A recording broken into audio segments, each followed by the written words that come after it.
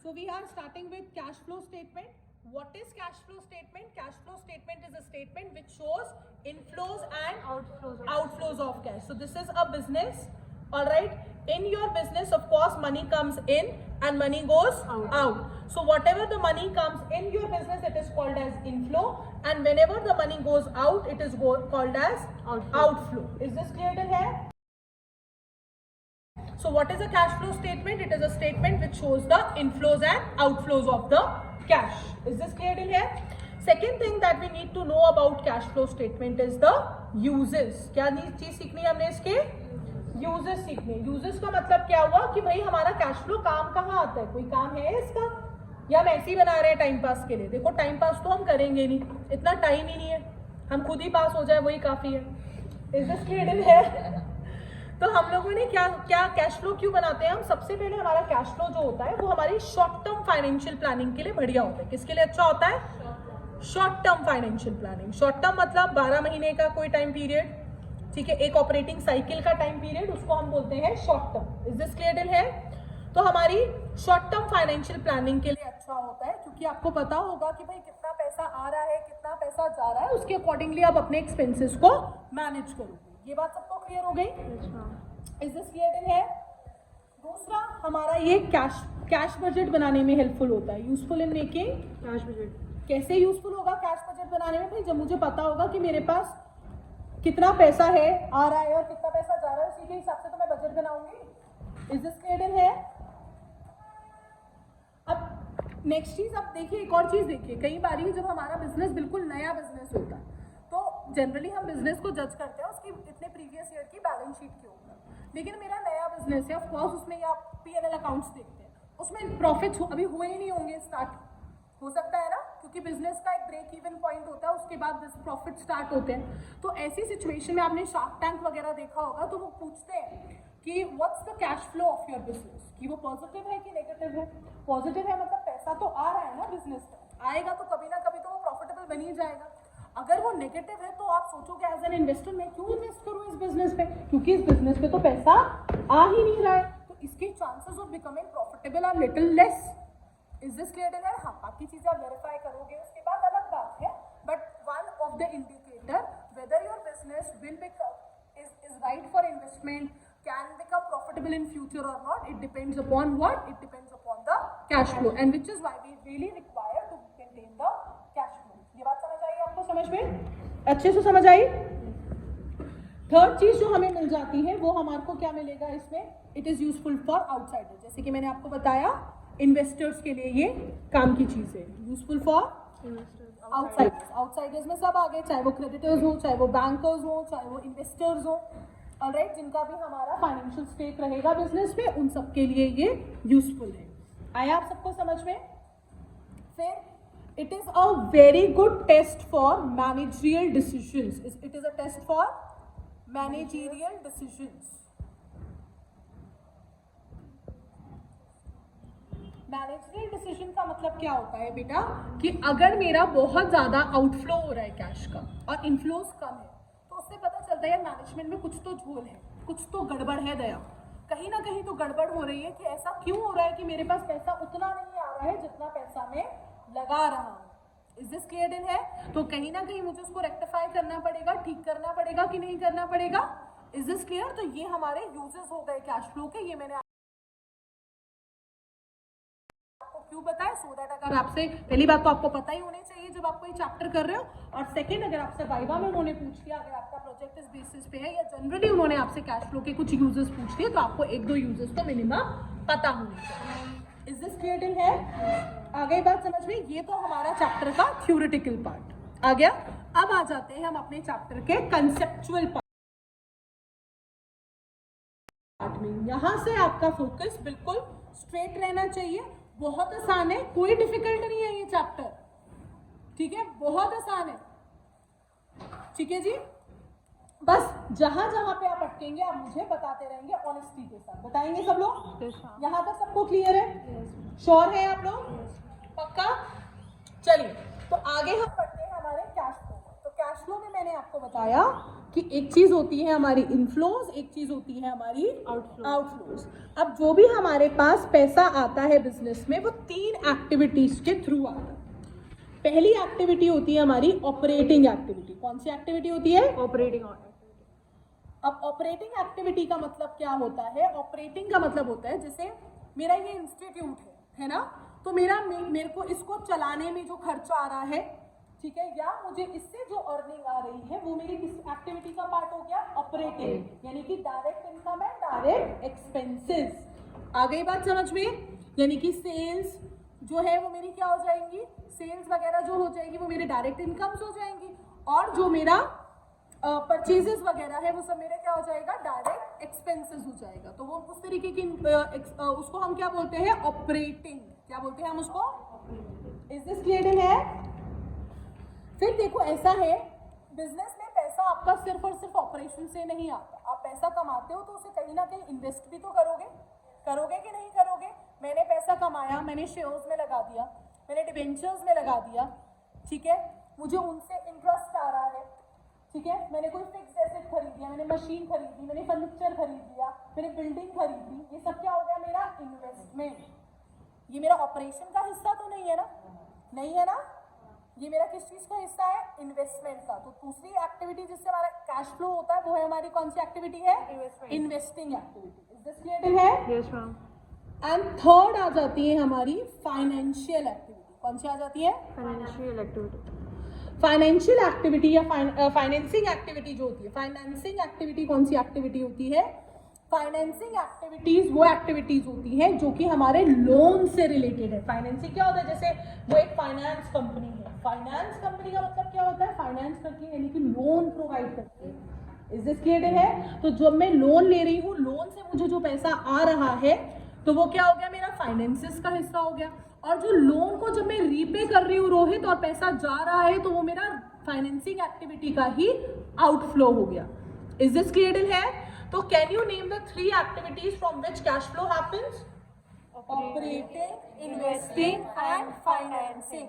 Is this clear है? Yes ma'am. अब जरा हम इसी को और ज्यादा अच्छे से डिटेल में समझते हैं। सबसे पहले हम समझेंगे ऑपरेटिंग एक्टिविटी को। किसको समझेंगे? सबसे पहले हम समझेंगे ऑपरेटिंग एक्टिविटी को। और ऑपरेटिंग एक्टिविटी को समझने से पहले मैं आपको एक और टर्म सिखा देती हूँ। जब हम कैश फ्लो करते हैं तो हमें पैसा आता है ऑपरेटिंग एक्टिविटी से, इन्वेस्टिंग एक्टिविटी से और फाइनेंसिंग एक्टिविटी, ठीक है। एक और चीज होती है जो हमें टर्म सीखना है, एक चीज होती है कैश। ऑफ कोर्स हम जानते हैं कैश क्या होता है। क्या होता है? Currency notes. या फिर कैश में 2 चीजें हो जाती है, एक जो हमारा इन हैंड है और दूसरा हो जाता है जो हमारा एट बैंक है, यानी कि जो भी हमारे करंट अकाउंट डिपॉजिट्स है वो सब किस में आ जाएंगे? कैश में आ जाएंगे। किस में आएंगे? तो वो इन तीनों एक्टिविटी का हिस्सा नहीं है, वो किस चीज का हिस्सा है? हमारा कैश का हिस्सा है। इज दिस क्लियर है?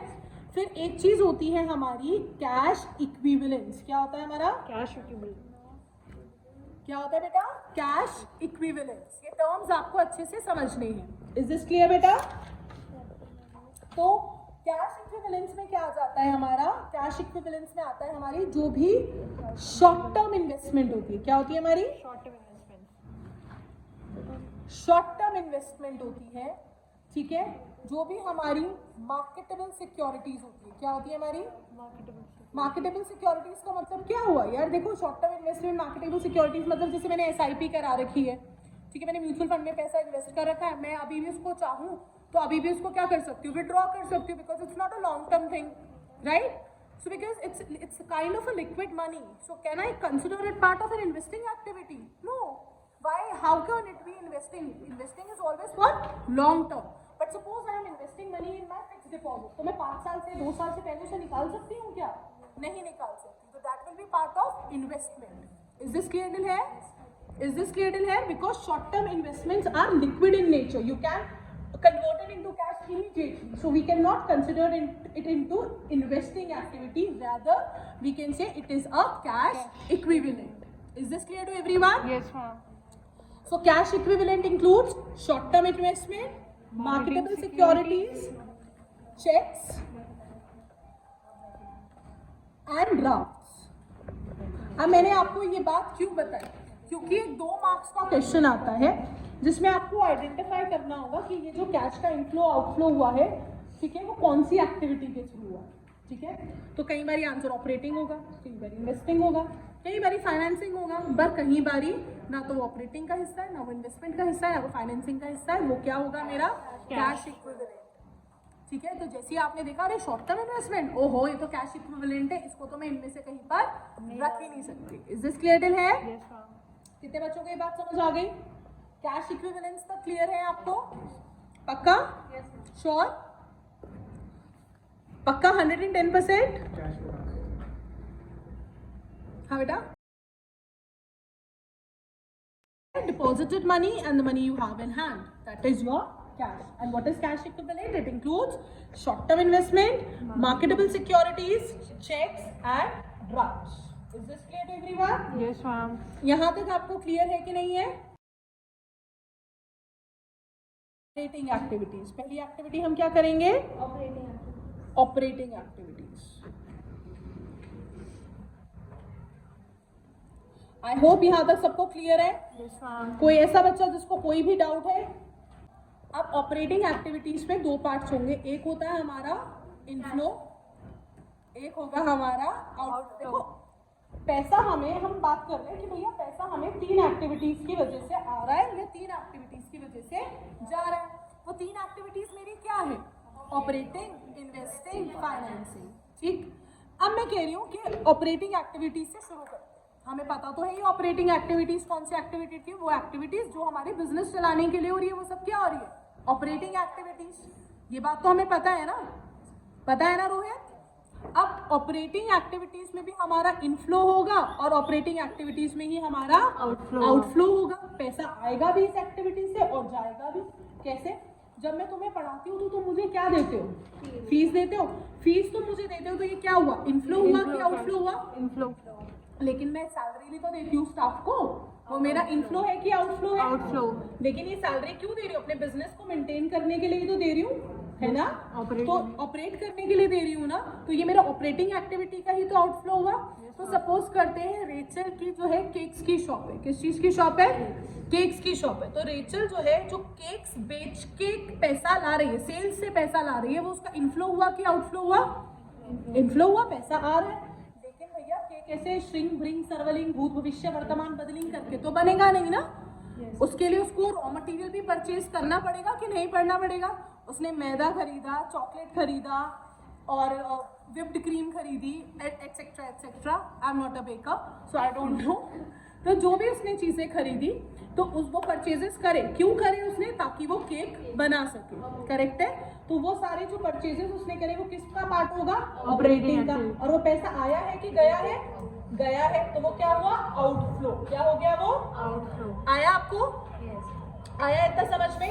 तो अब हम थोड़ा सा समझ लेते हैं कि ऑपरेटिंग एक्टिविटीज के इनफ्लोज क्या क्या होते हैं, ठीक है। जैसे जो हमारा सबसे पहला इनफ्लो क्या होगा? Cash sales. तो जो भी सेल्स, अच्छा याद रखेंगे एक चीज, अगर कैश में हो रहा है तो ही हम रिकॉर्ड करेंगे, because it is a cash flow statement. Anything in credit we are not recording it. Got it? Yes ma'am. Got it? So sometimes to confuse you छोटे छोटे क्वेश्चंस आ सकते हैं 2-2 मार्क्स वाले, ठीक है, जिसमें ऐसा कुछ क्रेडिट वाला दे दिया तो हम तो कहेंगे नो, जिसमें there will be no flow in it, there will be. देखिए तीन चीजें होती हैं, एक होता है इनफ्लो, एक होता है आउटफ्लो और एक होता है नो फ्लो। नो फ्लो क्या होता है? सिचुएशन जब ना तो हमारा कैश आया ना हमारा कैश गया। इज दिस क्लियर है? आ गई बात समझ में? जब पैसा आया ही नहीं या पैसा गया ही नहीं तो वो किस तरीके का फ्लो है? तो कोई फ्लो है ही नहीं। आ गई बात समझ में? तो जितना इंपॉर्टेंट हमें इनफ्लो आउटफ्लो समझना है उतना हमें नो फ्लो भी पता होना चाहिए, क्योंकि अगेन 2 मार्क्स वाले क्वेश्चंस होते हैं जिसमें आपको बताना होता है कि इस एक्टिविटी में इनफ्लो है, आउटफ्लो है या नो फ्लो है। इज दिस क्लियर है? हम इनफ्लो देखते हैं क्या होता है। सबसे पहला है हमारा कौन सा? Cash sales. क्या है हमारा? ठीक है जी। दूसरा आएगा हमारा जो हमें कैश रिसीव हुई है। क्या हुई है? कैसे हुई है? या तो हमारे को रॉयल्टी आई है। क्या आई है? रॉयल्टी क्या होता है? जैसे मान लो मैंने कोई चीज कॉपीराइट करा रखी है और तुमने उसका यूज करा है, क्योंकि वो मेरे बिजनेस का हिस्सा है जो मैंने कॉपीराइट करा रहा है, उससे जो इनकम जनरेट होती है उसको हम बोलते हैं royalty. Is this clear in है? इज दिस क्लियर इन है? रॉयल्टी क्या होता है? जैसे मान लीजिए, हाँ, मेरे पास ना हमारे यहाँ पे छोटे बच्चों को पढ़ाने के लिए ना एक वो है, ग्रोलियर्स के प्रोडक्ट्स है, उसमें एक बुक है डिज्नी वाली, ठीक है, उसमें ना कार्टून्स वगैरह यूज कर रखे हैं और उसके थ्रू वर्ड्स सिखाए जाते हैं। तो वो जो बुक है, अगर आप ध्यान, वो बुक मुझे बहुत एक्सपेंसिव पड़ी थी, 1800-1900 की एक बुक मुझे वो पड़ी थी, काफ़ी महंगी पड़ी। तो मैंने भी उनकी टीम से पूछा कि ये बुक इतनी महंगी क्यों है? तो उन्होंने कहा कि मैम इसमें ना हमने डिज्नी के कैरेक्टर्स यूज़ कर रखे हैं इसको इंटरेस्टिंग बनाने के लिए। तो मैंने कहा तो उसमें कौन सी बड़ी बात है? तो उन्होंने कहा कि मैम डिज्नी के कैरेक्टर्स ना ऐसे यूज़ नहीं हो सकते, ये ना कॉपीराइटेड होते हैं। डिज्नी वालों ने इसको क्या कर रखा है? कॉपीराइट कर रखा है। तो इस बुक की सेल्स से हम जितना भी पैसा कमाते हैं उसमें से 1% हमें डिज्नी वालों को एज क्या देना पड़ता है? रॉयल्टी। क्या देना पड़ता है? रॉयल्टी। अब आया आपको समझ में रॉयल्टी क्या होता है? क्योंकि वो मेरे बिजनेस का ही हिस्सा है तो वो किस में आएगा? ऑपरेटिंग एक्टिविटी में आएगा। आया बात समझ में? तो कैश रिसीव्ड फ्रॉम रॉयल्टी आ गया, कोई फीस आई है हमें किसी भी तरीके की, कोई कमीशन आई है हमें, तो वो सब किस चीज में आ जाएगा हमारा? वो आ जाएगा हमारा ऑपरेटिंग एक्टिविटीज के इनफ्लो में। इज दिस क्लियर है? उसी तरीके से इज दिस क्लियर है? Fees, like any fees that you are receiving in for providing the service that you are doing. Is this clear है? Commission. Now third thing that you need to understand is cash received. अब किससे cash आ गई यार? अब आई है हमारी debtor से। किससे आई है हमारी? डेटर। या फिर हमारे ट्रेड रिसीवेबल से। ट्रेड रिसीवेबल समझते हो, जो हमने 11th में पढ़ा था, bills receivable, bills payable. Yes ma'am. ठीक है ना? तो पैसा देना था, आ गया, अब आ गया तो इनफ्लो है कि नहीं है? इज दिस क्लियर इन है? मैंने जब सेल करी थी अक्षर, मैंने सेल करी थी और सेल में मुझे पैसा तूने दिया नहीं था, वो देता ही एंड में मंथ के, क्या करे फिर? लेकिन मंथ के एंड में आ गया पैसा। अब आ गया तो आ गया ना, तो वो हुआ तो क्या? मेरा इनफ्लो हुआ ना। तो जब पैसा आ गया डेटर से तो हम इनफ्लो बोलेंगे उसको। आ गया याद है समझ? तो इनफ्लो अब सेल से नहीं हुआ है, इनफ्लो अब डेटर से हुआ है, पर डेटर तो ऑपरेटिंग का हिस्सा है ना, तो इसलिए हम उसे ऑपरेटिंग के इनफ्लोज में लिखेंगे। ये बात सबको समझ आई? Yes ma'am. पक्का? श्योर? अब नेक्स्ट है आउटफ्लो। आउटफ्लो कैसे होगा? एक तो होगा हमारा परचेजेस, है ना? जो भी हम कैसे परचेजेस करेंगे हम लोग? कैश परचेजेस कर रहे हैं। कैसे परचेजेस कर रहे हैं हम लोग? कैश परचेजेस कर रहे हैं। ठीक है? ये बात भैया, अगर कैश रिसीव्ड फ्रॉम डेटर मेरा इनफ्लो है तो कैश पेड टू क्रेडिटर क्या होगा मेरा? आउटफ्लो होगा, है ना? ट्रेड रिसीवेबल अगर मेरा इनफ्लो है तो ट्रेड पेबल मेरा क्या होगा? आउटफ्लो होगा। Common sense. जितने भी मेरे ऑपरेटिंग एक्सपेंसेस हैं, ऑपरेटिंग एक्सपेंसेस क्या होते हैं? जैसे कि rent, wages. Very good. Rent हो गया, वेजेस हो गया, ठीक है, सैलरी हो गया, ठीक है, कमीशन पेड हो गया, फीस पेड हो गया। है? yes, और इनकम टैक्स हो गया। अब टैक्स है तो भैया पैसे तो जाएंगे ही जाएंगे। टैक्स में कब पैसा आया है? हाँ, बट अगर सब्सिडी मिली है तो अलग बात है, बट टैक्स में कभी पैसा आया है क्या कभी? ठीक है जी। तो अब लेके गया तो वो क्या हो गया हमारा? आउटफ्लो। अब क्योंकि ये इनकम टैक्स है तो इनकम टैक्स का मतलब मेरी इनकम से लगेगा। इनकम मतलब मेरी मेन सोर्स ऑफ इनकम, और वो क्या होती है? Operating. Is this clear in है? Yes ma'am. आ गई बात समझ में? तो ऑपरेटिंग के इनफ्लोज और आउटफ्लोज आपको समझ आए कि नहीं आए? अच्छे से आए? Go through it and see if you have any doubt, then we will start with investing के inflows and outflows and then financing के when it